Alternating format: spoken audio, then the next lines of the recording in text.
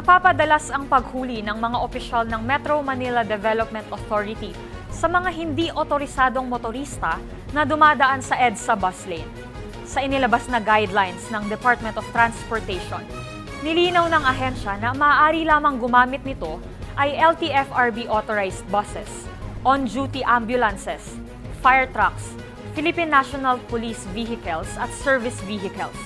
Ang Presidente, Vice-Presidente, Senate President, Speaker of the House of Representatives at Supreme Court Justice o ang 5 pinakamataas na opisyal ng bansa ay malaya ring dumaan sa naturang busway.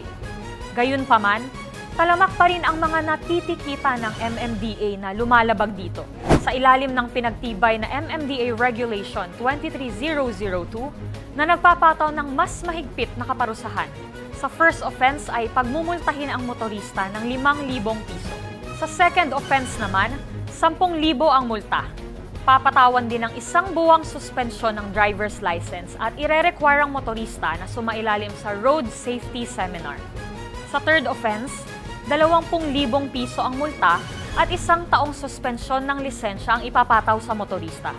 At sa fourth offense, bukod sa 30,000 pesos na multa, tuluyan nang mawawalang bisa ang lisensya ng driver. Kung mayroon pa kayong nakikitang ipinagbabawal na akto o kaya naman mayroong kayong reklamo, itag nyo kami sa DZRH. Hoy! Bawal yan!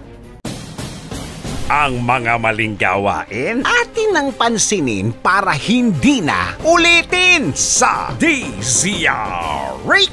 Hoy! Bawal yan!